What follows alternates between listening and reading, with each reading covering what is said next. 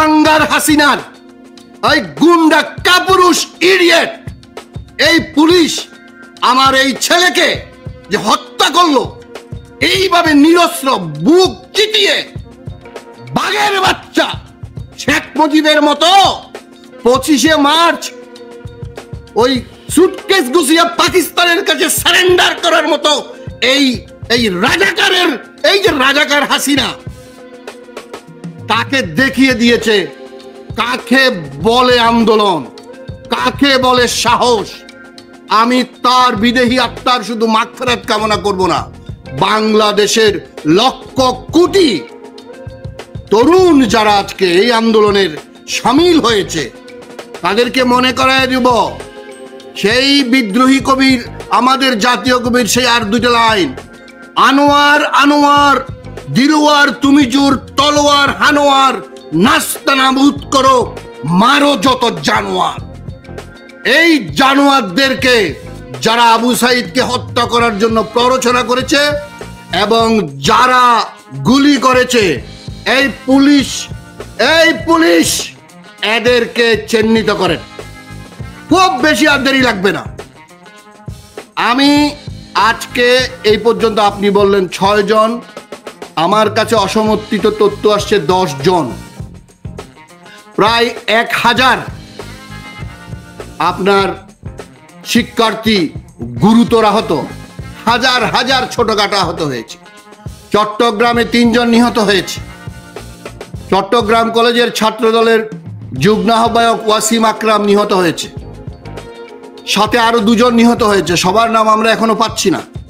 সারা বাংলাদেশে জাহাঙ্গীরনগর, ঢাকা বিশ্ববিদ্যালয় ছাড়াও জাহাঙ্গীরনগর, রাজশাহী, চট্টগ্রাম সহ সিলেটের শাহজালাল প্রযুক্তি বিশ্ববিদ্যালয় সহ সারা দেশের শিক্ষার্থীরা, বিশেষ করে পাবলিক বিশ্ববিদ্যালয় এবং স্কুল কলেজের ছাত্ররা ছাত্রী নেমে গেছে। খুব সম্ভবত 10ম শ্রেণীর একটা মেয়েও মারা গিয়েছে বলে আমাদের কাছে তথ্য আসছে। এখন কথা হচ্ছে, আপনার এই যে ভারতের গোলাম, এই যে ভারতের দাসী, এই যে মুত খাওয়া, মুত গার্গেল করা এই যে গোপালী, সে বলল কি, চীন থেকে লাঠি খেয়ে এসে কি বলল সোকল প্রেস কনফারেন্সে, তার ইটি নিয়ে যে মুক্তিযোদ্ধারা কোটা পাবে না তো কি রাজাকারের বাচ্চারা পাবে? এই বেটি, তুমি 1 নম্বর রাজাকার। 1500 টাকার মাইনে নিছো প্রতি মাসে রাউ ফরমান আলী থেকে, ডকুমেন্ট আছে না? এয়ার কন্ডিশনে বাচ্চা জন্ম দিছ। ডক্টর ওয়াজেদ মিয়া পাকিস্তান আণবিক কমিশন থেকে বেতন নিছে। বাংলাদেশের 7.5 কোটি মানুষ যখন রাস্তায়, খালে বিলে, নদে নর্দমায় হানাদারদের মোকাবেলা করছে, তোমার ভাইরা তখন ভারতে আশ্রয় নিছে, আর তোমার মাকে হেলিকপ্টার করে এনে নাতির আদর সোহাগ দিচ্ছে। তুমি 1500 টাকা ভাতা খাওয়া প্রতি মাসে, তুমি 1 নম্বর রাজাকার, তুমি 1 নম্বর রাজাকার। আবার তোমার মেয়ে পুতুলের 4টা বাচ্চা জন্ম দিয়ে রাজাকারের বংশবৃদ্ধি করছো। খন্দকার মোশাররফের ছেলে মাসরুর হোসেনকে বিয়ে দিছ। এখন আমি যদি আমার বাংলাদেশের ছাত্রছাত্রীদের জিজ্ঞেস করি, তোমরা এই রাজাকারের বংশকে জিজ্ঞেস করো, রাজাকার আর রাজাকারের জন্ম নিলে সেটা কি মুক্তিযোদ্ধা হয়? পুতুলের শ্বশুর রাজাকার, পুতুলের দাদা শ্বশুর নুরা রাজাকার, খন্দকার মোশাররফ রাজাকার, হাসিনা 1500 টাকা ভাতা খাওয়া রাজাকার। আমার দর্শক শ্রোতা যারা তরুণ সমাজ, ছাত্রদেরকে বলি, ইতিহাস পড়তে হবে। কবি ফররুক আহমেদ, যিনি পাকিস্তানি সরকারি চাকরি করছে বলে মুক্তিযুদ্ধের সময়, মুক্তিযুদ্ধের পরে ফররুক আহমেদকে চাকরিচ্যুত করে না খেয়ে উনাকে মৃত্যুবরণ করতে হয়েছে শেখ মুজিব। তাইলে তার মেয়ে যে ভাতা নিল, তার মেয়ে যে আবার এখন রাজাকারের নাতিরে মায়া জন্ম দিয়ে 4টা নতুন রাজাকার জন্ম দিল, এগুলা কি কোটা পাবে? অবশ্যই এগুলো তো সবগুলো হাসিনা ছাড়া তো একটাও বাংলাদেশের নাগরিক নাই, এগুলা বলতে হবে। হাসিনার ছেলে, হাসিনার মেয়ে, রেহানার মেয়ে, রেহানার ছেলে, ছেলে মেয়ে, তাদের জামাই, এগুলো তো আবার কেউ ইহুদি, কেউ খ্রিস্টান, বিয়ে করছে ইহুদি খ্রিস্টান না ছাড়া এখানে কেউ নাই, একমাত্র হাসিনা ছাড়া। এখন সে কোটার কথা বলে মুক্তিযুদ্ধের চেতনার নামে ভারতের পা চাটার জন্য ভারতীয়দেরকে এখানে আপনার এই চাকরি দেওয়ার জন্য, আমাদের মেধাবী ছেলেদেরকে শেষ করে দেওয়ার জন্য তাদের এই নতুন প্রবঞ্চনা। আজকে আমাদের তরুণ সমাজকে আমি সেলিউট জানাই। আমাদের তরুণ ছাত্ররা ঢাকা বিশ্ববিদ্যালয়কে আমি আবার চট্টগ্রাম বিশ্ববিদ্যালয়, রাজশাহী বিশ্ববিদ্যালয়, জাহাঙ্গীরনগর বিশ্ববিদ্যালয়, কৃষি বিশ্ববিদ্যালয়, সিলেট প্রযুক্তি বিশ্ববিদ্যালয় সহ চট্টগ্রামের ইসলামিক বেসরকারি একটা বিশ্ববিদ্যালয়ের দেখলাম, বাকি বেসরকারি বিশ্ববিদ্যালয়গুলা ছাত্রছাত্রীরা, তোমাদের রক্ত মাংস নাই? তোমাদের রক্ত মাংস নাই? বেসরকারি বিশ্ববিদ্যালয়ের সকল ছাত্রছাত্রীদেরকে বলছি, সারা বাংলাদেশ সরকারি বিশ্ববিদ্যালয়, পাবলিক বিশ্ববিদ্যালয় বন্ধ করে দিয়েছে। এখন থেকে তোমরা নামতে এই মুহূর্ত থেকে বাংলাদেশের সকল মানুষকে, বিএনপিকে বলি, জামাত ইসলামীকে বলি, এবি পার্টিকে বলি, লেকচার বাদ দেন। আপনারা ব্যর্থ হইছেন। এটা কোনো কোটা সংস্কার বিরোধী আন্দোলন না, এটা আসল হলো বাংলাদেশ সংস্কার করতে হবে, বাংলাদেশের খোল নলচে পাল্টাই দিতে হবে। বিএনপিকে কি আমরা শিখাই দিতে হবে কি করতে হবে? রাজাকারের ছেলে সেই নাইমুল ইসলাম খান শেখ হাসিনার বর্তমানে প্রেস সচিবের দায়িত্ব পালন করছেন। তো যেই সংবাদ সম্মেলনে তিনি বললেন যে কোটা মুক্তিযোদ্ধার সন্তানরা পাবে না, তো কি রাজাকারের সন্তানরা পাবে? তো সেখানে রাজাকারের সন্তানকে বসে রেখে তিনি ওই অনুষ্ঠানটি সঞ্চালনা করেছেন। তো তিনি যদি তার সেই প্রেস কনফারেন্স পরিচালনা করার দায়িত্ব একটা রাজাকারের সন্তানকে দিতে পারেন, আর ওই প্রেস কনফারেন্সে তিনি বসে বলছেন যে ওটা রাজাকারের সন্তানরা পাবে নাকি মুক্তিযোদ্ধার সন্তানরা পাবে, অর্থাৎ তিনি যেটা করবেন ওটা জায়েজ, সেই ক্ষেত্রে রাজাকারের সন্তান হলেও কোনো যায় আসে না। আর এখানে একটা ন্যায্য দাবিতে যখন ছাত্ররা আন্দোলন করে তখন তাদেরকে রাজাকারের সন্তান হিসেবে তকমা দিয়ে দিচ্ছেন তিনি। তো এই হচ্ছে মানে উনি করলে সব ভালো, আর বাকিদেরকে তিনি লেবাস লাগিয়ে দেবেন তার স্বার্থের বাইরে গেলেই। এই হচ্ছে অবস্থা।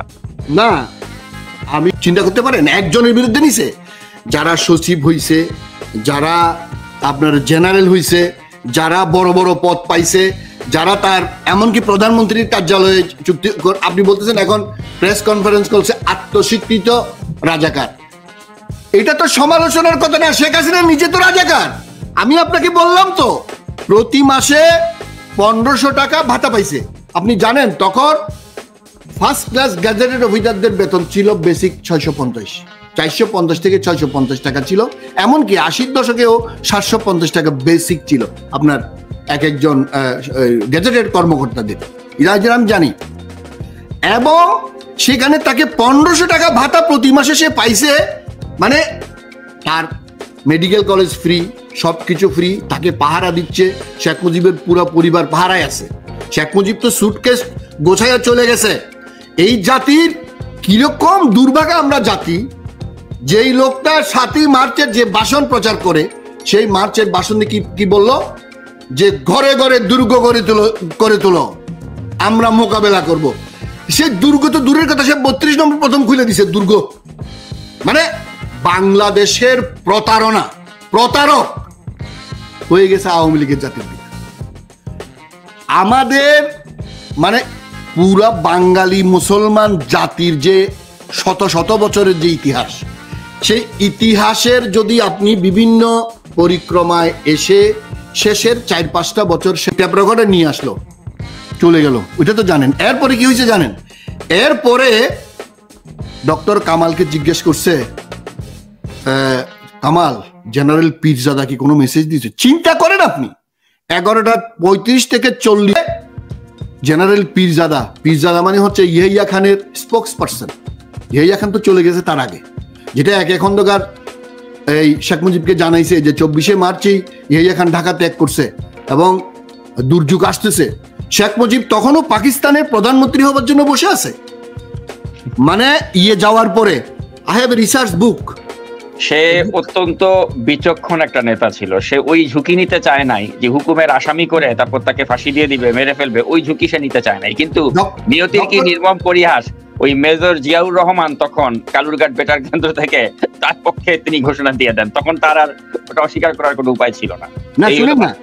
এই যে forbidden truth, professor doctor Abid Bahar, এই forbidden truth is a research work, I salute him. এখানে অন্তত পক্ষে বিশ্বের আরো 200টা বইয়ের রেফারেন্স আছে, পত্রিকার রেফারেন্স আছে, রিসার্চ পেপারের রেফারেন্স আছে যে হোয়াট ওয়াজ শেখ মুজিব। এই ফরবিডেন ট্রুথ আমি আবিদ বাহার সাহেবকে বাংলায় তর্জমা করতে বলবো। আমি জানি বাংলাদেশ এটা নিষিদ্ধ করবে, অলরেডি করছে কিনা আমি জানি না।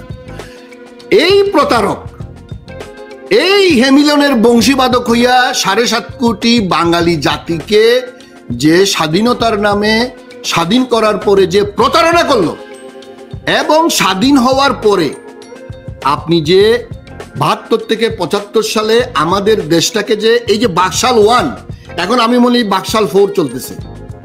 আপনার 96 থেকে 2001 পর্যন্ত এই হাসিনা এই চান্সটা পায় নাই।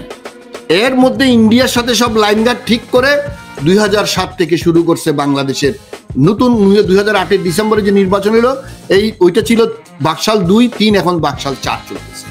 অর্থাৎ আমি বলতে চাচ্ছি, এই যে রাজাকারের কথা আপনি বললেন, আপনি কত রাজাকার হিসাব করবেন? আপনি কত রাজাকার হিসাব করবেন? আপনি আমাকে বলেন। বাংলাদেশে যদি আপনি সরাসরি মুক্তিযুদ্ধ করছে এরকম মেজর হাফিজ গতকাল বলছে দেখলাম, সর্বোচ্চ 1,80,000 সরাসরি। এদেরকে সাপোর্ট করছে বাংলাদেশের কোটি কোটি মানুষ, কোটি কোটি মানুষ। এই কোটি কোটি মানুষের মধ্যে 5%, 7% তো থাকতেই পারে যারা রাজাকার ছিল, যাদের অধিকাংশ এখন মারা গেছে। যেমন নাইমুল ইসলামের বাবার কথা বলতেছে, নাইমুল ইসলাম মনে করেন আমাদের বয়সী কথার কথা। নাইমুল ইসলামের বাবা যদি রাজাকার হয় তাহলে সেই লেভেলে রাজাকার আর কয়জন ছিল? কিন্তু এই যে মনে করেন আমি অন্তত 10 জন মুক্তিযোদ্ধার সাক্ষাৎকার শুনছি, যারা বিএনপি করে বা বিএনপি করে না বা অন্য দল করে, বা বলছে কেন আমাদের এত কোটা, এটা কিসের জন্য দরকার? 30% কেন? এখানে তো 1% কোটা দিলেও তো মুক্তিযোদ্ধা পাওয়া যাবে না। মুক্তিযোদ্ধার পোলারা তো নাই, নাতিপুতির কিসের? পৃথিবীর কোন দেশে আছে?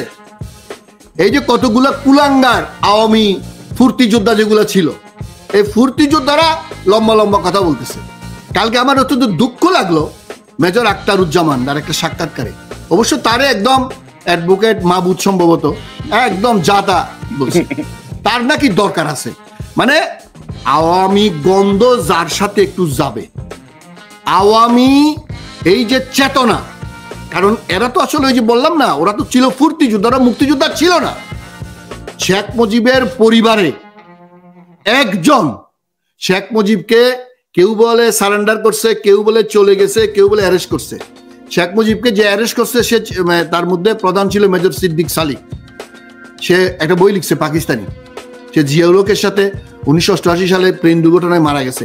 তার বইটা বাংলাদেশেই publish, university press limited publish করছে। আপনি দেখেন শেখ মুজিবকে যখন অ্যারেস্ট করতে গেছে, সুটকেস নিয়ে উনি একদম গোছগাছ করিয়া রেডি। জানেন আপনি রেডি? হয় আমি রেডি। রাত 1:30টার সময় যখন অ্যারেস্ট করতে যায় একদম রেডি উনি। অর্থাৎ he wanted to B the prime minister of Pakistan. আপনি যে বললেন মেজর জিয়া 25শে মার্চ দিবাগত রাত 26শে মার্চ 1:30টার সময় যখন উই রিভল্ট বলছে, তখন তো স্বাধীনতা ঘোষণা অফিসিয়ালি হয় না। 16 শহর 2 নম্বর গেটে যেখানে আজকে ছাত্র মারা গেছে, বিপ্লব উদ্যান নামে যে এরিয়াকে নাম করা হয়েছে, তো সেই জায়গাতে উনি যখন উই রিভল্ট বলল, পরবর্তীতে উনি নিজের নামে এবং পরে শেখ মুজিবের নামে যে স্বাধীনতার ঘোষণাটা, মানে এমন একটা সিচুয়েশন তিনি তৈরি করলেন যে শেখ মুজিবের তখন আর এটা অস্বীকার করার কোনো উপায় আর থাকলো না, পয়েন্ট অফ নো রিটার্ন চলে গেল, যেটা উনি বাধ্য করলো। অর্থাৎ আমাদের এই সেনাবাহিনীতে পরে ইস্ট বেঙ্গলের 4-5টা রেজিমেন্ট যখন যোগ দিল, 8ম ইস্ট বেঙ্গলে যখন জিয়া এটা ঘোষণা করার পরে যখন এটা মানে একদম স্পুলিংয়ের মতো সাধারণ মানুষের মধ্যে এবং সেনাবাহিনী, বিডিআর, পুলিশের মধ্যে, তখন তো ইপিআর ছিল, ইস্ট পাকিস্তান রেজিমেন্ট, যেটা এখন বিজিবি বানাইছে, অগ্নি স্পুলিংয়ের মতো ছড়িয়ে গেল। সেই আপনার স্বাধীনতা যুদ্ধের পরে এখন আমি বলতেছি এই যে এই 1500 টাকা আপনার কি বলে ভাতাভোগী এই গোপালী এবং ধানমন্ডি 5 নম্বরে পাকিস্তানি সেনাবাহিনীর সম্পূর্ণ পাহারায় তার পরিবার এখানে ছিল।